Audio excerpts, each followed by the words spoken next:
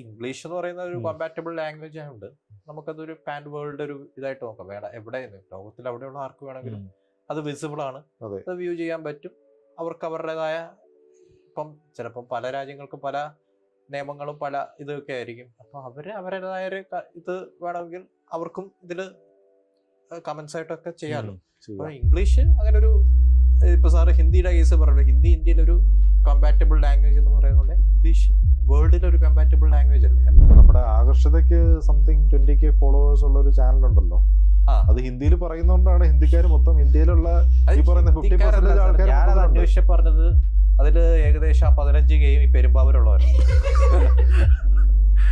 15 സംഭവം എന്ന് വെച്ചാൽ ആകർഷിത 5 മണിക്ക് ശേഷം വീഡിയോ ഉള്ളൂ, നല്ല വ്യൂവേഴ്സ് ഉള്ളൂ. കാര്യം രാവിലെ മറ്റേ ബൈക്കാട് മണിക്ക് പോയിട്ട് വന്നിട്ട് 5 മണിക്ക് ശേഷം ഇട്ടാല് ഭാഷ മട്ടിലാണ്, ആൾക്ക് മനസ്സിലാവുന്നില്ല.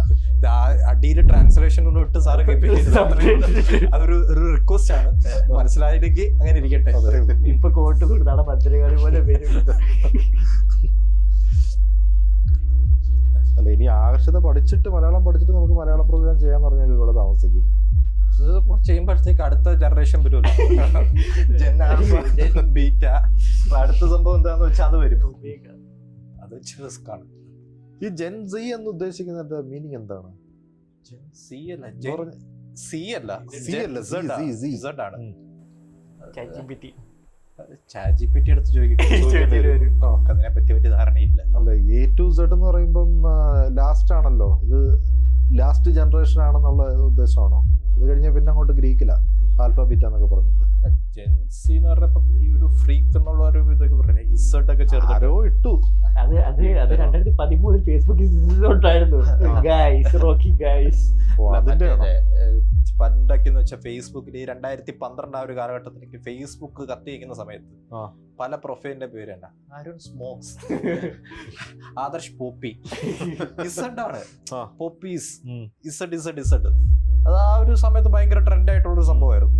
Z Popees smokes Z. അപ്പൊ ഇതൊക്കെ എന്ന് പറഞ്ഞാൽ ഇവര് ഫ്രീക്കാണ്. എന്നിട്ട് മറ്റേ പല ഈ ഫോട്ടോസ് ഒക്കെ എന്ന് പറഞ്ഞ പണ്ടേ അത് എന്റെ ഫേസ്ബുക്കിലുണ്ടേ, പറയുന്നത് വേറെ ഒന്നുമല്ല, ബാക്കില് സൂര്യൻ ഉദിക്കുന്ന എഫക്റ്റ് മറ്റേ ആ ഒരു ഇതൊക്കെ വെച്ചിട്ട് സത്യമായിട്ട് പഴയ ഞാൻ ഇപ്പോഴാണ് ഡിലീറ്റ് ചെയ്തതാണ്. ഞാനൊക്കെ ഇത്ര മാറ്റി അറിയത്തില്ലല്ലോ. അങ്ങനെ ഒരു രീതിയിൽ നിന്ന് ഇപ്പം ഒരു ജെൻസിയിലൊക്കെ വന്നിരിക്കുന്നു. അപ്പൊ ഇത് കുറെ വർഷം, ഒരു 10 വർഷം കഴിയുമ്പോൾ അവർ തന്നെ ചിന്തിക്കും ഞാൻ ഇങ്ങനെ ആയിരുന്നു. ഇപ്പൊ ഞാൻ ചിന്തിക്കാൻ തുടങ്ങി, ഞാൻ 2012 ഇങ്ങനെ ആയിരുന്നു. അവര് 2030 ആകുമ്പോ അവരും ചിന്തിക്കും. പക്ഷെ എന്തുകൊണ്ടാണ് ഇപ്പൊ ഈ മാനേജേഴ്സ് എല്ലാം ഈ ജെൻസിയെ പേടിക്കുന്നത്? വർക്ക് ചെയ്യാൻ പറ്റാതെ പേടിക്കേണ്ട ആവശ്യമില്ല. എംപ്ലോയീസിന് ആരും പേടിക്കരുത്. ഇപ്പോഴത്തെ ഈ കേരളത്തിലെ, എനിക്ക് പുറത്തോട്ടുള്ള ആൾക്കാരുടെ ഒരു മെന്റാലിറ്റി അറിയില്ല, പക്ഷെ കേരളത്തില് എനിക്ക് ജെൻസി അല്ല ശരിക്കും പ്രശ്നമാക്കിയത്. ഈ സിലബസ് ചേഞ്ച് വന്നതിന് ശേഷമുള്ളൊരു കൾച്ചർ, അത് ക്യാമ്പസ് പ്ലേസ്മെന്റ്സിന് പോയപ്പോൾ അവിടെ തന്നെ പറഞ്ഞു കേട്ടിട്ടുള്ളതാണ്. കാരണം അത് ഏത് ഇയറാണ് കറക്റ്റ് ഓർക്കുന്നില്ല, 2001 or 2 സംതിങ് ആ ഒരു സമയത്താണ്. അതിന് മുമ്പെടുത്ത് നമ്മൾ ക്യാമ്പസ് പ്ലേസ്മെന്റ് എടുത്ത ആൾക്കാരും ഈ ഒരു ഇയർ സ്റ്റാർട്ട് ചെയ്ത് KTUവിൽ വന്നതിന് ശേഷമുള്ള ഇയർ സ്റ്റാർട്ട് ചെയ്തുള്ള ആൾക്കാരും തമ്മിൽ ഒരുപാട് ഡിഫറൻസസ് ഉണ്ടായിരുന്നു. അതിന് മുമ്പെന്ന് പറഞ്ഞാൽ കുറച്ചുകൂടെ ഫ്രീ ആണ്, ആൾക്കാർക്ക് കുറച്ചുകൂടെ എക്സ്പെരിമെൻ്റലായിട്ടും ഈ കമ്പ്യൂട്ടറൊക്കെ യൂസ് ചെയ്യാനുള്ള പ്രോഗ്രാമിങ് അതുപോലത്തെ കാര്യങ്ങൾ, റോബോട്ടിക്സ് ആയാലും അങ്ങനത്തെ കാര്യങ്ങളിലൊക്കെ നല്ല ഫ്രീ മൈൻഡായിട്ട് തിങ്ക് ചെയ്യുന്നത്, നല്ല ഇന്നോവേറ്റീവ് സ്കിൽസ് ഉള്ള ആൾക്കാർ. പക്ഷേ അത് കഴിഞ്ഞിട്ടുള്ള ഇത്, അതായത് KTU സ്റ്റാർട്ട് ചെയ്തതിനുള്ള നമ്മൾ ചെന്ന് പിള്ളേരോട് സംസാരിക്കുമ്പോഴോ അല്ലെങ്കിൽ അവിടുത്തെ ലെക്ചറേഴ്സിനോട് സംസാരിക്കുമ്പോൾ കിട്ടുന്ന ഒരു ഫീഡ്ബാക്ക് എന്താണെന്ന് വെച്ച് കഴിഞ്ഞാൽ എല്ലാവരും അണ്ടർ ഒരു പ്രഷറാണ്. നല്ല ഒരു ഹെവിലി പാക്ഡ് സിലബസും, ഇവർക്ക് ഈ എക്സ്ട്രാ കരിക്കുലം എന്നുള്ളൊരു ഓപ്ഷൻ അവിടെ വരുന്നില്ല. ഈ എക്സ്ട്രാ കരിക്കുലം എന്ന് പറഞ്ഞാൽ ഫ്രീ ടൈം കിട്ടിയാലല്ലേ വല്ല ലാബിൽ പോയിരുന്ന് എന്തെങ്കിലുമൊക്കെ പ്രാക്ടീസ് ചെയ്യാനോ അല്ല അവരുടെ ഒരു അവർക്കൊരു ഡ്രീമിങ്ങിനുള്ള ചാൻസേ ഇല്ല. പിന്നെ പോരാത്തതിന് ഈ ഒരു ടൈം പീരീഡിനുള്ളിൽ ഇവരുടെ തലയിലോട്ട് ലോഡ് ചെയ്യുന്ന എങ്ങനെങ്കിലും ഇവിടുന്നൊരു IELTS പാസ്സായിട്ട് പുറത്തേക്ക് പോകാന്നുള്ളത് വൺ ഓഫ് ദി, അതായത് ഇപ്പൊ പ്ലേസ്മെന്റ് എന്ന് പറയുന്നതിനേക്കാളും ടോപ്പ് ലെവൽ ഓപ്ഷനാണ് എങ്ങനെയെങ്കിലും മൈഗ്രേറ്റ് ചെയ്യാന്നുള്ളത്. അപ്പൊ ഈ 2 ചിന്തകൾ വെച്ചുകൊണ്ടിരിക്കുന്ന ആൾക്കാർ, അപ്പം ഇവര് ഇങ്ങനെ പാസ്ഡ് ഔട്ട് ആയ ആൾക്കാർക്ക് ഒന്നാമത് ഇവരുടെ പാഷനോ അല്ലെങ്കിൽ ക്രിയേറ്റിവിറ്റിയോ ഡെവലപ്പ് ചെയ്യാനുള്ള ഒരു ടൈമും കിട്ടിയിട്ടില്ല. പിന്നെ 2, ഇവർക്ക് മിക്ക ആൾക്കാർക്കും വരുന്നതെന്ന് പറഞ്ഞാൽ എങ്ങനെയെങ്കിലും ഒരു 1 ഇയർ എവിടെയെങ്കിലും പാസ് നിന്ന് ഒരു സർട്ടിഫിക്കറ്റ് വാങ്ങിക്കാനുള്ള ഒരു സ്കോപ്പ് മാത്രമേ ഇവർ നോക്കുന്നുള്ളൂ. അങ്ങനെയുള്ള ആൾക്കാർ എന്തിനാണ് പിന്നെ കമ്പനീസിൽ മാനേജേഴ്സിനെ റെസ്പെക്ട് ചെയ്യുന്നത്? അവർക്ക് ജസ്റ്റ് 1 ഇയറിൻ്റെ എക്സ്പീരിയൻസ് മതി. അവർക്ക് ഇവിടെ കമ്മിറ്റ് ചെയ്യണമെന്നോ അല്ലെങ്കിൽ അവർക്ക് ഇവിടെ എന്തെങ്കിലും പ്രസൻറ്റ് ചെയ്യണമെന്നോ അല്ലെങ്കിൽ പ്രൂവ് ചെയ്യണമെന്നോ ഒന്നുമില്ല. അവർക്ക് നെക്സ്റ്റ് ഹയർ എഡ്യൂക്കേഷന് പോകുമ്പോൾ ഇത് ഒരു സർട്ടിഫിക്കറ്റ് കാണിക്കണം. എൻ്റെ അടുത്ത് തന്നെ എത്രയോ ആൾക്കാർ ഇതില്ലാതെ തന്നെ ഒരു 1 ഇയർ സർട്ടിഫിക്കറ്റ് കിട്ടുമെന്ന് ചോദിച്ചിട്ടുണ്ട്. അതായത് വർക്ക് ചെയ്യാൻ അവർക്ക് താല്പര്യമില്ല, വർക്ക് ചെയ്യേണ്ട ആവശ്യമില്ല, ജസ്റ്റ് സർട്ടിഫിക്കറ്റ് പരിചയമുള്ള ആൾക്കാർ വഴി ഇങ്ങനെ വരും. ജസ്റ്റ് ഒരു 1 ഇയറിൻ്റെ സർട്ടിഫിക്കറ്റ് തരുമ്പോൾ ഞങ്ങൾക്ക് ഇപ്പം ഇങ്ങനെ അബ്രോഡ് മൈഗ്രേറ്റ് ചെയ്യാനാണ്, കാനഡയിലോട്ടോ UK മൈഗ്രേറ്റ് ചെയ്യാനാണ് സർട്ടിഫിക്കറ്റിൻ്റെ ആവശ്യമുണ്ടെന്ന് പറഞ്ഞിട്ട്. അപ്പോൾ ഈ ആവശ്യത്തിന് വരുന്നതാണ് നമ്മൾ ഈ പറയുന്ന ഇപ്പോഴത്തെ ഉള്ള ഫ്രഷേഴ്സിൻ്റെ ഉള്ള പ്രശ്നം. അപ്പോൾ ഇവിടെ നമ്മൾ ഐസൊലേറ്റ് ചെയ്യേണ്ടതെന്ന് വെച്ചാൽ ഇപ്പം ഒരു വർക്ക് പാഷൻ ഉണ്ട്, അല്ലെങ്കിൽ ഇതിപ്പം നമ്മുടെ ഒരു ഫീൽഡാണ്. ഇവിടെ നമ്മുടെ മെയിൻ ടൂൾ എന്ന് പറയുന്ന കമ്പ്യൂട്ടറാണ്, പ്രോസസ്സറാണ്. അതിനകത്തോട്ട് നമ്മൾ കൊടുക്കുന്ന പ്രോഗ്രാമിംഗ് ഉണ്ട്. ഇപ്പം ഇനിയിപ്പോൾ അടുത്ത നെക്സ്റ്റ് ജനറേഷൻ, നമ്മൾ പഴയ ജനറേഷൻ പോലെ ഇപ്പം ഈ ഡെസ്ക്ടോപ്പ് ആപ്ലിക്കേഷൻസ്, വെബ് ആപ്ലിക്കേഷൻസ്, അത് ഇതെന്നൊക്കെ പറഞ്ഞ് അപ്ലോഡിങ്, ഡൗൺലോഡിങ്, കൺവേർഷൻ അതല്ല ചെയ്യേണ്ടത്. ഇനിയിപ്പം അടുത്തത് എങ്ങനെ next level of artificial intelligence എന്ന് പറഞ്ഞ് ചിന്തിക്കാനുള്ളൊരിതാണ്. അപ്പോൾ അതിലോട്ട് ഇനി ഒരു പാഷനേറ്റ് ആയിട്ട് എന്തെങ്കിലും ചെയ്യണം. അല്ലാതെ ഇപ്പം ഒരു 1 ഇയർ എയുടെ അല്ലെങ്കിൽ MLൻ്റെ ഒരു എക്സ്പീരിയൻസ് വാങ്ങിച്ചിട്ട് എനിക്ക് അടുത്ത കോഴ്സ് ചെയ്യാൻ പോകണമെന്നല്ല. എന്തെങ്കിലും ഇവിടെ ഒന്ന് പ്രൂവ് ചെയ്യണം എന്നുള്ള ഒരു സ്കിൽ എന്നുള്ള എന്തെങ്കിലും ഒരു മൈൻഡ് സെറ്റുള്ള ആൾക്കാരെയും കിട്ടിയിട്ടേ കാര്യമുള്ളൂ. അതർവൈസ് ഇപ്പം നമ്മളിപ്പം ഒരു കമ്പനി ഹ്യൂമൻ റിസോഴ്സിനെ വെച്ചിട്ട് ഒരു കമ്പനി റൺ ചെയ്യാൻ പറ്റുമെന്നുള്ള ഒരു പ്രതീക്ഷയില്ല ഇപ്പം ഇങ്ങനെയുള്ള ആൾക്കാരെ മാത്രമാണെങ്കിൽ. സോ അതെങ്ങനെ ഫിൽട്ടർ ഔട്ട് ചെയ്യും? സോ ഇപ്പോൾ ഇതൊരു നല്ലൊരു പ്ലാറ്റ്ഫോം ആയിട്ടാണ് എനിക്ക് തോന്നുന്നത്. ഇപ്പം സാറിന്റെ ഒരു ഓഫറാണ് ഇപ്പം എംപ്ലോയീസിന് വേണ്ടി വെക്കുന്നത്. സോ ഇങ്ങനെ ഒരു മൈൻഡ് സെറ്റ് ഉള്ളവരായിരുന്നു, അവർക്ക് സ്വയം അവരെ പ്രൂവ് ചെയ്യണം, അല്ലെങ്കിൽ അവർക്ക് അവരുടെ കാര്യം. പക്ഷെ ഇതിനകത്ത് ഈ ഫേക്ക് ആയിട്ട് വരുന്ന ആൾക്കാരും കാണുമല്ലോ. ഇവരൊന്ന് പറയുന്നുണ്ടായിരിക്കും ഇപ്പം ഐ ആം സോ കമ്മിറ്റഡ്, അല്ലെങ്കിൽ I want to work as അത് കറക്റ്റ് ആയിരിക്കും. മറ്റേ മിമിക്രി ആഡ് ചെയ്തതുപോലെ അത് ഭയങ്കര അല്ലാതെ അത് മിമിക്രി കണ്ടിട്ടാണ്. അതായത് ഒഴിവ് സമയങ്ങളിൽ മിമിക്രി ഒക്കെ കാണാന്ന് വെച്ചിട്ടാണ് നമ്മൾ ചെയ്തത്. പക്ഷെ അതിപ്പോ അങ്ങനെ അത് ചീറ്റിംഗ് ആണ്. ഇപ്പം നമ്മൾ പുറം രാജ്യങ്ങളിൽ പോയി അതുണ്ട് ഇതുണ്ടെന്ന് പറഞ്ഞിട്ടൊന്നുമല്ല. നമുക്ക് വേണമെങ്കിൽ ഓഫീസിൽ മിമിക്രി ഒക്കെ കാണിച്ച് നമുക്ക് വേണമെങ്കിൽ ഒരു വർക്ക് ആൻഡ് ലൈഫ് ഇവിടെ ബാലൻസ് ചെയ്ത് പോവാം. ഇപ്പം നമ്മുടെ ഈ പ്രോഗ്രാം ഫൗണ്ടേഴ്സ് പെർസ്പെക്റ്റീവ്, അതായത് ഇപ്പം നമ്മുടെ ലോക്കൽ ലാംഗ്വേജിൽ പറയുകയാണെങ്കിൽ ഒരു സംരംഭകന്റെ കാഴ്ചപ്പാടിൽ എങ്ങനെയാണ് കാര്യങ്ങൾ ഒന്ന് ഓപ്പൺ ആയിട്ട് പറയാനുള്ളൊരു സംഭവം. ഇത് ഹോസ്റ്റ് ചെയ്യുന്ന ടെക്നിറോൺസ് മീഡിയ ഹൗസ് എന്ന് പറയുന്നത്, ഞാനിത് രജിസ്റ്റർ ചെയ്തിട്ട് അല്ലെങ്കിൽ ഇതിൻ്റെ അക്കൗണ്ട് ക്രിയേറ്റ് ചെയ്തിട്ട് ഏകദേശം 6-7 വർഷം എങ്കിലും ആയി കാണും. ക്രിയേറ്റീവ് ആയിട്ടുള്ള കണ്ടന്റ്സ് അത് നമ്മുടെ ടീമിൻ്റെ അല്ലെങ്കിൽ നമ്മുടെ ഓൺ എംപ്ലോയീസ് അല്ലെങ്കിൽ എല്ലാവരും കൂടെ പാർട്ടിസിപ്പേറ്റ് ചെയ്ത് ക്രിയേറ്റീവ് ആയിട്ടുള്ള കണ്ടന്റ്സ് പോസ്റ്റ് ചെയ്യാനും അതിൻ്റെ അത് ഒരു യൂട്യൂബ് ആസ് എ റവന്യൂ എന്നുള്ള മോഡലിലല്ല. സോ നമ്മുടെ ഒരു കൾച്ചർ ഡെവലപ്പ് ചെയ്യാൻ വേണ്ടിയിട്ട് തുടങ്ങിയതാണ്. അതിനു മുമ്പാണെങ്കിൽ ഇപ്പം ടെക്നിറോൺസ് ക്ലബ്ബ് എന്ന് പറഞ്ഞിട്ടും പിന്നെ വേറെ ഒരു ചെറിയൊരു മ്യൂസിക്കൽ ട്രൂപ്പ് പോലെ കാര്യങ്ങളൊക്കെ ഇങ്ങനത്തെ ഒരു കൾച്ചറാണ് ശരിക്കും ഞാൻ പറഞ്ഞ ഇവിടെ പ്രതീക്ഷിക്കുന്നത്. കുറേ എൻ്റർടൈൻമെൻറ്റ്. സോ ഇത് ഇപ്പം റീസെൻ്റ്ലി ഒരുപാട് ബോർഡായിരുന്നു. എന്താ പറയുക, ആൾക്കാർക്ക് ഒരു ഇങ്ങോട്ടൊരു ഇനിഷ്യേറ്റീവ് ഇല്ല. അവർ എന്തിനോ വേണ്ടി വരുന്നു, എന്തിനോ വേണ്ടി നിൽക്കുന്നു, എന്തിനോ വേണ്ടി പോകുന്നു എന്നുള്ള ഒരു ഇതേ ഉള്ളായിരുന്നു. പക്ഷെ ഇത് സ്റ്റാർട്ട് ചെയ്ത സമയത്തും അല്ലെങ്കിൽ പിന്നീട് അങ്ങോട്ട് ഡെവലപ്പ് ചെയ്ത സമയത്തും എന്നൊക്കെ പറയുകയാണെങ്കിൽ ഒരുപാട് എൻ്റർടൈൻമെൻറ്റ് ആക്ടിവിറ്റീസും എല്ലാം കൂടെ പ്ലാൻ ചെയ്ത് ഇത് കുറച്ചുകൂടെ നല്ല രീതിയിൽ പ്രൊഫഷണലായിട്ട് ചെയ്യാനും ഈവൻ ഇത് ചാനൽ രജിസ്റ്റർ ചെയ്ത സമയത്ത് ഞാനിപ്പം ഒരു 1-2 പേരെ ഷോർട്ട് ഫിലിമിൻ്റെ എക്സ്പീരിയൻസ് ഉള്ള ആൾക്കാരെ വരെ ഹയർ ചെയ്തിട്ടുണ്ടായിരുന്നു. സോ എന്തെങ്കിലും നമുക്ക് ക്രിയേറ്റീവായിട്ട് ചെയ്തു കഴിഞ്ഞാൽ അവിടെ ഒരു വ്യൂ പോയിന്റ് എന്ന് വെച്ചാൽ അതൊരു പബ്ലിസിറ്റി കിട്ടാൻ, വെറുതെ ഒരു പബ്ലിസിറ്റി സ്റ്റണ്ട് എന്നല്ല, ഒരു കമ്പനി എന്നുള്ള ലെവലിൽ നമുക്ക് കുറച്ചുകൂടെ ക്രിയേറ്റീവായിട്ട് ചെയ്യാം. സോ ഇപ്പം റീസെൻ്റ് ആയിട്ടും റീസെൻ്റ് എന്ന് വെച്ചാൽ ഇപ്പോൾ കഴിഞ്ഞൊരു വർഷം വരെയും മുമ്പ് വരെ ഇപ്പം നമ്മളിപ്പോൾ അവിടെ 10 Vines സ്റ്റാർട്ട് ചെയ്തതിന് ശേഷം അവിടെ ഒരു നല്ലൊരു creative team, editing and other ആക്ടിവിറ്റീസിനുള്ള ടീമിനെ സെറ്റ് ചെയ്തിട്ട് ഇവിടെ ഉള്ള ആൾക്കാരെ വെച്ചുകൊണ്ട് നമ്മൾ കുറേ കൺസ്ട്രക്റ്റീവ് ആയിട്ടുള്ള ചെറിയ ഷോർട്സ് ആൻഡ് റീൽസ് എല്ലാം ക്രിയേറ്റ് ചെയ്യാനും സോ ഒരു നല്ലൊരു വൈബ് ക്രിയേറ്റ് ചെയ്യാൻ ശ്രമിച്ചു. പക്ഷേ and at the same time ഈ പറയുന്ന നെഗറ്റീവ് ഇങ്ങനെ പബ്ലിഷ് ചെയ്തുകൊണ്ടിരിക്കുന്ന ആൾക്കാർ കമന്റിൽ പറയുന്നത് വെച്ചാൽ ഇത് പെയ്ഡാണ്, ഇത് ആൾക്കാരെ ഫോഴ്സ് ചെയ്ത് ചെയ്യിപ്പിക്കുകയാണ്. ഫോഴ്സ് ചെയ്ത് നമുക്ക് ചിരിപ്പിക്കാൻ പറ്റത്തില്ലല്ലോ. സോ ഒരു ഹാപ്പി എൻവയൺമെന്റ് അല്ല എന്ന് പ്രൂവ് ചെയ്യാൻ വേണ്ടി ഒരുപാട് റിവ്യൂസ് ഒക്കെ വന്നിട്ടുണ്ട്. സോ ഞാൻ എപ്പോഴും ഒരു നല്ല എൻവയൺമെന്റ്, നമുക്ക് നല്ലൊരു കാരണം ഒരു ഹാപ്പി എൻവയൺമെന്റിൽ മാത്രമേ നമുക്ക് പ്രൊഡക്ടിവിറ്റി പ്രതീക്ഷിക്കാൻ പറ്റത്തുള്ളൂ. സോ അതിൽ നമുക്ക് എല്ലാത്തിൻ്റെയും കുറച്ചൊരു ബാലൻസ് ഉണ്ടായിരിക്കണം. നമുക്ക് കിട്ടുന്ന സമയം ഇപ്പം ഈ ഫുൾ ടൈം ഇരുന്ന് വർക്ക് നമുക്ക് ഒരിക്കലും അങ്ങനെ പ്രൊഡക്റ്റീവ് ആവാൻ പറ്റില്ല. സോ അതിൻ്റെ ഇടയ്ക്ക് ബാക്കിയുള്ള എലമെൻസും കാര്യങ്ങളുണ്ടെങ്കിൽ അത് ആക്ച്വലി ഇപ്പം നോർമലി മൺഡേ ലേസി ഡേ ആണ്, എങ്ങനെ ഓഫീസിൽ നിന്ന് സ്കിപ്പ് ആവാം എന്ന് പറയുന്ന ഒരു എല്ലാവരുടെയും ഒരു ഫീലിംഗ് അതാണ്. മൺഡേ പതുക്കെ സ്കൂട്ടാവാൻ എന്താ വഴി എന്നുള്ളത് നോക്കുന്നത്. പക്ഷേ നമുക്ക് മൺഡേ ആവണം, വീക്കെൻഡ് വേണ്ട എന്ന് ചിന്തിക്കുന്ന ഒരു വർക്ക് എൻവയൺമെന്റ് ആണെങ്കിലും, അതായത് തിരിച്ചിങ്ങോട്ട് വന്നാലാണ് എന്റർടൈൻമെന്റ് ഉള്ളത്. അതെ, മനസ്സിലായോ? അങ്ങനെ ഒരു മോഡ് ഓഫ് ഒരു എൻവയൺമെന്റ് ഉണ്ടാക്കണമെങ്കിൽ അങ്ങനെ ഒരു ഗ്രൂപ്പ് ഓഫ് ആൾക്കാരുണ്ടെങ്കിലേ പറ്റത്തുള്ളൂ. ഇപ്പം നമ്മൾ ഈ ലേ ഓഫ് കഴിഞ്ഞ് കുറേ ആൾക്കാർ, ഇപ്പം ഞാൻ നിങ്ങളെല്ലാം വിളിച്ച് സംസാരിച്ചിരുന്നു. സോ വെറുതെ ഇരിക്കണ്ട, കുറച്ചെന്തെങ്കിലും ക്രിയേറ്റീവായിട്ട് ചെയ്യുക. എല്ലാം ഇതേ ഉദ്ദേശം തന്നെയാണ്. നമുക്ക് ടൈം വേസ്റ്റ് ചെയ്യുന്നോ അങ്ങനല്ല, നമുക്ക് ഒരു വൈബ് വേണം. വാട്ട് എവർ ഇറ്റ് ഈസ്, നമുക്ക് ആ ഒരു എൻവയൺമെന്റിൽ ഇരുന്ന് വർക്ക് ചെയ്യണമെങ്കിൽ നമുക്ക് ആ വൈബ് വേണം. സോ അതുകൂടെ ഉണ്ടെങ്കിൽ മാത്രമേ നമുക്ക് ആ ഒരു ഈ എന്താ പറയുക ഓഫീസിനകത്ത് അങ്ങനെ എൻവയൺമെന്റ് ഉണ്ടെങ്കിൽ മാത്രമേ you like to stay with the office. ഇപ്പം നമുക്ക് 8 മണിക്കൂർ കഴിഞ്ഞ് 8 മണിക്കൂർ വെച്ചാൽ വേൾഡ് സ്റ്റാൻഡേർഡാണ്. ഇത്ര മണിക്ക് തുടങ്ങും, ഇത്ര മണിക്ക് അത് കഴിഞ്ഞും ഒരാൾ അവിടെ ഇരിക്കണം എന്നുണ്ടെങ്കിൽ they should have A liking towards office. അങ്ങനെ ഇരിക്കണം നിർബന്ധം പറയുകയല്ല, പക്ഷെ എന്നാലും വിട്ടുപോകാനൊരു ഇതുണ്ടാവണം.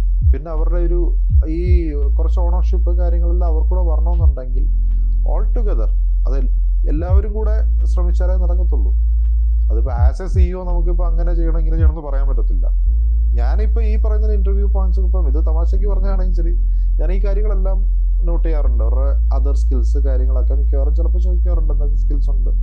ഇപ്പോൾ നമുക്കൊരു ഈ ഈവനിങ് ഗ്യാതറിങ് എന്തെങ്കിലുമൊക്കെ വരുമ്പോഴും, ഇപ്പോൾ നമ്മൾ ഈ ഹാപ്പി ഫ്രൈഡേസ് എന്ന് പറഞ്ഞ വെള്ളിയാഴ്ച വൈകുന്നേരം, എനിക്ക് തോന്നുന്നു ഈ ഒരു 2 വർഷത്തെ ടൂ മച്ച് ഓഫ് പൊളിറ്റിക്സ്, നമുക്ക് എന്തൊക്കെ എഫേർട്ട് ഇട്ടിട്ടുണ്ടോ അതിൻ്റെ ഒന്നും അവിടെ ബെനിഫിറ്റ്സ് കിട്ടിയിട്ടില്ല അല്ലേ?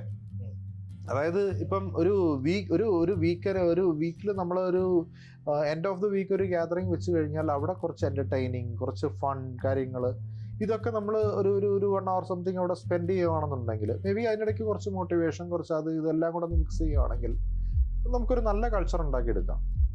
പക്ഷെ എന്തുകൊണ്ടോ നമ്മുടെ ഓഫീസിൽ അന്നേരം ആ സമയത്തേക്ക് ഇപ്പം മേ ബി ഒരു ലാസ്റ്റ് ഒരു 1 or 2 years ഇരുന്ന പല ആൾക്കാരും ഐ ഡോണ്ട് നോ വാട്ട് എന്ത് ഇൻറ്റൻഷനാണ് അവരുടെ എന്ന് എനിക്കറിയത്തില്ല. So whatever the thing നമുക്കൊരു പോസിറ്റീവ് ഫീഡ് കൊടുത്താലും റിസൾട്ട് വരുന്നത് that will be picturised in a very different way. അതിൽ ആര് ഇനിഷ്യേറ്റീവ് എടുത്തു, എങ്ങനെ ഇനിഷ്യേറ്റീവ് എടുത്തു എന്ന് ചോദിച്ചു കഴിഞ്ഞാൽ അതിനൊരു ആൻസർ ഇല്ല. ബിക്കോസ് അതിൻ്റെ ഏറ്റവും വലിയ എവിഡൻസ് ആണ് ഇപ്പം നമുക്ക് ഗ്ലാസ് ഡോറിലോ അല്ലെങ്കിൽ ഇപ്പം അതുപോലുള്ള കുറേ പ്ലാറ്റ്ഫോംസിൽ നമ്മൾ നോക്കിക്കഴിഞ്ഞാൽ അതിലടിച്ചു വരുന്ന പാരഗ്രാഫ്സാണ്. Okay, and commonly pros nice office environment AC അത് ആൻഡ് ലൊക്കേഷൻ ഇൻഫോ പാർക്കിലാണ്, ട്രാൻസ്ലേഷനാണ്, ഇത് സോ ആൻഡ് സോ, അത് ഒരു കോമൺ അത്. ആൻഡ് ഇപ്പോൾ കോൺസ് അത് എഴുതാൻ വേണ്ടിയിട്ടാണ് ഇത് റിവ്യൂ എഴുതുന്നത്. അതിൽ സംതിങ് ലൈക്ക് നമുക്കൊരു നോർമൽ റിവ്യൂ ആണെങ്കിൽ ആരും മെനക്കെടാറില്ല. ഒരു നോർമൽ റിവ്യൂ ഇടണമെങ്കിൽ അത് പ്രോസ് ആൻഡ് കോൺസ് ആണെങ്കിൽ നമുക്ക് പഴയ റിവ്യൂസൊക്കെ നോക്കിക്കഴിഞ്ഞാൽ മനസ്സിലാവും. അതായത് ഒരു 2-3 years അല്ല, 2020 മുമ്പുള്ള റിവ്യൂസൊക്കെ നോക്കിക്കഴിഞ്ഞാൽ അതിനകത്ത് ഇപ്പം നെഗറ്റീവ്സും ഉണ്ട്. പക്ഷെ അതെന്ന് വെച്ചാൽ ഒരു നോർമലി നമുക്ക് വേണ്ട ഇമ്പ്രൂവ്മെൻറ്റ്സ് ആണ് അവർ ഇങ്ങോട്ട് സജസ്റ്റ് ചെയ്യുന്നത് അല്ലേ? അപ്പോൾ അതിലും പറയുന്നുണ്ട്, ഇപ്പം ചിലയിടത്ത് പോളിറ്റിക്സ് ഉണ്ട് അല്ലെങ്കിൽ ഇന്ന സംഭവം ഉണ്ട്, അത് they are giving like suggestion to improve. നമുക്ക് ഇപ്പം മാനേജ്മെന്റ് കണ്ടറിഞ്ഞ് മാറ്റാനുള്ള ചില കാര്യങ്ങൾ, ഈവൻ ചില ആൾക്കാർ പറഞ്ഞിരുന്നു work pressure is too low എന്ന് പറഞ്ഞു വരും, അങ്ങനെ വരെ കമന്റ് വന്നിട്ടുണ്ട്. സോ ഞാൻ തുടക്കം മുതലാണെങ്കിൽ ഈ ഒരു ടൈമിങ് ഓവർ പ്രഷറിന് പോകരുത്, എപ്പോഴും നമ്മളിപ്പോൾ ഈ ഒരു ടൈം ടു ടൈം നിൽക്കണം, ടൈം ടു ടൈം അല്ലെങ്കിൽ സോ ഇപ്പം കൂടി വന്ന ഒരു 1/2 hour 1 hour അത് അവരുടെ കയ്യിൽ നിന്ന് ഇരട്ടെ, അല്ല നമ്മളൊരു ഒരാളെ നിർബന്ധിച്ച് പോരുമെന്നുള്ളത് സ്റ്റാർട്ടിങ് മുതൽ ഇപ്പോഴും വരെ ഫോളോ ചെയ്തുകൊണ്ടിരിക്കുന്ന പ്രിൻസിപ്പിൾസ് ആണ്. പക്ഷേ ഈ പറഞ്ഞ റിവ്യൂസ് എല്ലാം നോക്കിക്കഴിഞ്ഞാൽ എല്ലാം ഒരേ ഒറിജിനിൽ വരുന്ന പോലെ ഇരിക്കും. എല്ലാത്തിലും ഒരേ ടൈപ്പ് ഓഫ് സ്റ്റോറീസ് ആണ് വരുന്നത്. എല്ലാവർക്കും ഒരേ ഇതൊന്നല്ല. അതിൽ പ്രത്യേകിച്ച് പറഞ്ഞിരിക്കുന്നതാണ് ഈ പറയുന്ന എന്താ പറഞ്ഞത്, നമ്മൾ എന്താ റീൽസ് ചെയ്താലേ ഇവിടെ പ്രൊമോഷൻ കിട്ടുള്ളൂ. വായിച്ചിട്ടുണ്ടാവും, റീൽസ് ചെയ്യുക ഇപ്പം എന്താ റീൽസിൽ ആക്ട് ചെയ്താലേ ഇവിടെ പ്രൊമോഷൻസ് ഉണ്ടാവും, അല്ലെങ്കിൽ ഇത് പെയ്ഡായിട്ട് ചെയ്യുന്നതാണ്, ആൾക്കാരെ പ്രഷറൈസ് ചെയ്ത് ചെയ്യുന്നതാണ്. സോ ഈവൻ നാച്ചുറലായിട്ട് ഡാൻസ് കളിക്കുന്നവരെ ഇവിടെ പ്രഷറൈസ് ചെയ്യുന്ന ഇതൊക്കെയാണെന്നുള്ളൊരു ഒരു കൈൻഡ് ഓഫ് പ്രസൻറ്റേഷൻ ആണ്. സോ ഇപ്പം ഇതിലെല്ലാം ഒരു കൈൻഡ് ഓഫ് പാറ്റേൺ ഉണ്ട്. അതായത് whenever we do something positive, കമ്പനിക്കുള്ളിൽ എന്തെങ്കിലും ഒരു കാര്യം പോസിറ്റീവ് ചെയ്യാൻ തുടങ്ങുമ്പോൾ അന്നേരം somebody wants to stir up the things. Okay, അപ്പോൾ ഏതോ ഒരു ജലസി പാർട്ടി, ഞാൻ പറഞ്ഞല്ലോ എന്നോട് വരെ അസൂയുള്ള ആൾക്കാരുണ്ടായിരുന്നു. അപ്പം ഏതോ ഒരാൾ അല്ലെങ്കിൽ ഒരു ഗ്രൂപ്പ് ഓഫ് ആൾക്കാർ അല്ലെങ്കിൽ അങ്ങനെ ഒരു ജനറേഷനായിട്ട് വരുന്ന ആൾക്കാർ, so they want to stir up the things. നമുക്കൊരു പുതിയൊരു പ്രൊജക്ടിൻ്റെ ആക്ടിവിറ്റി സ്റ്റാർട്ട് ചെയ്യണം, അന്നേരം തുടങ്ങും എന്തെങ്കിലും കൈൻഡ് ഓഫ് ഇന്റേണൽ ഇഷ്യൂസ് ഉണ്ടാക്കാനുള്ള സീഡ് ഇട്ട് വരും. ഇപ്പം ലേറ്റസ്റ്റ് ആയിട്ട് ഇപ്പം നമ്മളുടെ ഈ ഫൗണ്ടേഴ്സ് പെർസ്പെക്റ്റീവ് എന്ന് പറഞ്ഞ പ്രോഗ്രാം, അതിൻ്റെ ഫസ്റ്റ് ഇത് ടീസർ വന്ന അന്ന് വരെ ഒരു റിവ്യൂ വന്നിട്ടുണ്ട്. ഇപ്പം ലേ ഓഫ് ഒക്കെ നടന്നിട്ട് 3 മാസമായി. ഇപ്പൊ പെട്ടെന്ന് അതേ സ്റ്റോറി വീണ്ടും തിരിച്ചിടണമെന്നുണ്ടെങ്കിൽ അതൊരു പ്രൂഫാണ് ദാറ്റ് ഇത് നമുക്ക് എന്തെങ്കിലും പോസിറ്റീവ് വരുമ്പോൾ somebody is trying to stir up the things. ഇത് ഇളക്കി ഈ പഴയ എന്തെങ്കിലുമൊക്കെ കുത്തിപ്പൊക്കാൻ, പക്ഷെ അങ്ങനെ പോക്കാൻ പറ്റുന്ന ഒന്നുമില്ല ഇത്. ബട്ട് ഇങ്ങനെ ഒരു ഇപ്പം maybe personally towards the company ഒരു വികാരം ഉണ്ടാക്കിയെടുക്കുക, and they are trying to. So പിന്നെ ചില ആൾക്കാരാണെങ്കിൽ വിട്ടുപോയിട്ടും അവർക്ക് നേരിട്ട് പോലും പരിചയമില്ലാത്ത ആൾക്കാരെ കോണ്ടാക്ട് ചെയ്യുക. സോ ഇപ്പം ഒരു general kind of advice to ഇത് ഇപ്പോൾ ഈ കമ്പനിയിൽ ജോയിൻ ചെയ്യുന്നതിന് മുമ്പ് ഇപ്പോൾ ഫ്രഷേഴ്സ് ആണെങ്കിലും എക്സ്പീരിയൻസ്ഡ് ആണെങ്കിലും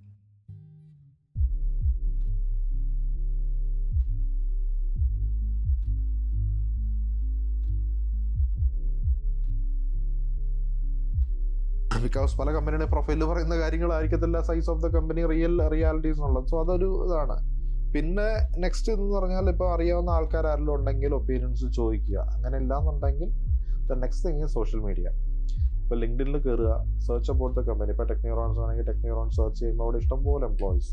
ഇപ്പോൾ നമുക്കിപ്പം ഒരു 8-10 പേരെ ഉണ്ടെന്നുണ്ടെങ്കിൽ അവിടെ ഒരു 10-250 പേര് അതിനകത്ത് ചിലപ്പോൾ കണ്ടെന്ന് വരും. സോ ഇതിൽ ആരാണോ ടോപ്പ് നിൽക്കുന്ന, ആക്റ്റീവായിട്ട് നിൽക്കുന്ന ആരോടെങ്കിലും ചോദിച്ചു കഴിഞ്ഞാൽ ചില ആൾക്കാർ ഇതിനകത്ത് തന്നെ ആക്റ്റീവായിട്ടുണ്ടാവും. ഇപ്പം റീസെൻ്റ്ലി ഒരു 2-3 വീക്സ് മുമ്പ് നമ്മുടെ ഇവിടെ വയനാട്ടിലുള്ള ഒരു എംപ്ലോയിക്ക് ഇവിടെ നേരത്തെ എന്താ വർക്ക് ചെയ്തിരുന്ന എംപ്ലോയി, ഇവർ തമ്മിൽ പല ഡിഫറെൻറ്റ് കാലഘട്ടത്തിലാണ്. സോ ഓൾമോസ്റ്റ് ഒരു 1 ഇയറിൻ്റെ തന്നെ ഡിഫറൻസ് ഉണ്ട് between the exit date and joining date. So പരിചയപ്പെട്ടിട്ട് messaging, why you working here. ഈ പരസ്പരം പരിചയമില്ലാത്ത ഒരു പരിചയമില്ല, different location, different time periods, എന്നാലും മാർക്കറ്റിംഗ് ചെയ്യുക. അതിൽ സീരിയസ് ആയിട്ട് ഇപ്പോൾ ഒരു ഓഫീസ് പൊളിറ്റിക്സ് എന്നുള്ളത് ഇവിടെ അതിനേക്കാളും കൂടുതലായിട്ട് നമുക്ക് സം കൈൻഡ് ഓഫ് ഒരു വെഞ്ചൻസ്. ഇപ്പം every one has A story എന്ന് പറയുന്ന പോലെ ഇതിനകത്ത് എന്താണ് ഇതിൻ്റെ ഓപ്പോസിറ്റ് വേ, ഇതിനകത്ത് റിയാലിറ്റി എന്താണെന്നുള്ളത് പോലും ചിലപ്പം കേൾക്കുന്നവർക്ക് മനസ്സിലാവില്ല. ഇപ്പം കേൾക്കുന്നത് നമ്മളെന്തോ അവർക്കെതിരായിട്ട് എന്തോ വലിയൊരു സംഭവം ചെയ്തു, വി ചീറ്റഡ് ദം, അല്ലെങ്കിൽ we did something very bad. പക്ഷെ ഇതിന് ഇപ്പം നമ്മൾ എന്തെങ്കിലും ഒരു കാര്യം ഇപ്പം ഈ കോമൺ ആയിട്ട് പറയുന്നു, ഇവിടെ ഫ്രീക്വൻ്റ് ആയിട്ട് ടെർമിനേറ്റ് ചെയ്യുന്നുണ്ടെന്ന് പറയുന്നു. ഓക്കെ, ഇപ്പം എൻ്റയർ ഹിസ്റ്ററിയിൽ റിവ്യൂസിൽ പറയുന്നു, മെസ്സേജ് അയക്കുമ്പോഴാണോ റിവ്യൂസിൽ പറഞ്ഞു വായിച്ചിട്ടുള്ള കാര്യങ്ങളാണ് ഫ്രീക്വൻ്റ് ആയിട്ട് ടെർമിനേഷൻ നടക്കുന്നു എന്നുള്ളത്. ഇപ്പം എൻ്റെ ഹിസ്റ്ററിയിൽ ഒരു ടെർമിനേഷൻ എന്ന് പറഞ്ഞൊരു സ്റ്റാറ്റസിലോട്ട് പോയേക്കുന്നത്, ഇത് ഒരു കൂടി വന്നാൽ ഒരു 2 പേരോ അതിൽ 2-3 പേരോ അങ്ങനെ ഒരു 2-3 അതിൽ കൂടുതലൊന്നും കൂടാൻ സാധ്യതയില്ല ഒരു ടെർമിനേഷൻ. അതും അത്രയ്ക്ക് സ്ട്രോങ് റീസൺസ് ഉണ്ടെങ്കിൽ മാത്രമേ അങ്ങനെ ഒരു ടെർമിനേഷൻ എന്ന് പറഞ്ഞാൽ nothing, everything is A termination. But ഇതൊരു ഷോർട്ട് നോട്ടീസിൽ ടെർമിനേറ്റ് ചെയ്തേക്കുന്നു എന്ന് പറയുമ്പം ഓക്കെ, അതിന് അതിൻ്റെതായ ഒരു റീസൺസ് ഉണ്ടാവാം. അത് പ്രൂവ് ചെയ്ത് ഡോക്യുമെന്റ് ചെയ്ത ശേഷം മാത്രമേ ഉള്ളൂ അതിൻ്റെ അങ്ങനത്തെ ഒരു ആക്ഷൻസിലോട്ട് കടന്നേക്കുന്നത്. പക്ഷേ പിന്നെ ഇതുപോലെ തന്നെ പെർഫോമൻസ് ഇഷ്യൂസ്, ഇപ്പം നമുക്കിപ്പം ഹൈക്ക് ആണെങ്കിൽ നമ്മുടെ ഒരു കമ്പനിയുടെ ഹിസ്റ്ററിയിലാണെങ്കിൽ ഇപ്പം ഉള്ളിൽ വർക്ക് ചെയ്ത എല്ലാവർക്കും അറിയാം അത്യാവശ്യം നല്ലൊരു പ്രോഗ്രസീവായിട്ടും നല്ല ഒരു പെർസെൻറ്റേജ് ഓഫ് ഹൈക്ക് പീരിയോഡിക്കലി കൊടുക്കുന്ന ഒരു ഇതാണ്. ചിലപ്പോൾ നമുക്ക് അൺടൈംലി ഹൈക്സ് വരെ കൊടുക്കാറുണ്ട്. പക്ഷേ ഇപ്പം ഇൻ കേസ് ഇപ്പം ഇതുപോലുള്ള ഓഫീസ് പോളിറ്റിക്സിലും അല്ലെങ്കിൽ മാനിപ്പുലേഷൻസിലും പെട്ട് അവരുടെ പ്രോഗ്രസ് അവർ പ്രൂവ് ചെയ്തില്ല, അവരൊരു വാല്യൂ ക്രിയേറ്റ് ചെയ്തിട്ടില്ല എന്നുണ്ടെങ്കിൽ then are we bound to pay them extra or not? പറ്റില്ല. ഇപ്പൊ ജസ്റ്റ് ഒരു വർഷം ഏജ് കൂടിയെന്ന് പറയുന്നതിന് നമ്മൾ എന്താണ് ഹൈക്ക് കൊടുക്കുന്നത് അല്ലേ? സോ അതൊക്കെ ചിന്തിക്കേണ്ട കാര്യങ്ങളാണ്. ഇതിപ്പം ഒരു ഫൗണ്ടേഴ്സ് പെർസ്പെക്റ്റീവിൽ ചിന്തിച്ചാലേ മനസ്സിലാകത്തുള്ളൂ. അല്ലെങ്കിൽ ഇതിപ്പോ ഒരു ജോലി കൊടുക്കുന്ന ഒരാളുടെ പെർസ്പെക്റ്റീവിൽ കാഴ്ചപ്പാടിൽ ചിന്തിക്കുമ്പോഴേ ഇതൊക്കെ മനസ്സിലാവുന്നു. മൗസെടുക്കാനല്ല നമ്മൾ ശരിക്കും ഇവിടെ ആളെ വെക്കുന്നത്. അപ്പൊ അത് ഒരാൾ മാത്രം തുഴഞ്ഞാൽ ശരിയാവില്ലല്ലോ. അത് കൂട്ടായി ഒരു പരിശ്രമം ഉണ്ടെങ്കിൽ അത് മൂവ് ആവുക, വിജയിക്കുക, അല്ലെങ്കിൽ ആ ഒരു ഫിനിഷിംഗ് പോയിന്റ് എത്തുക.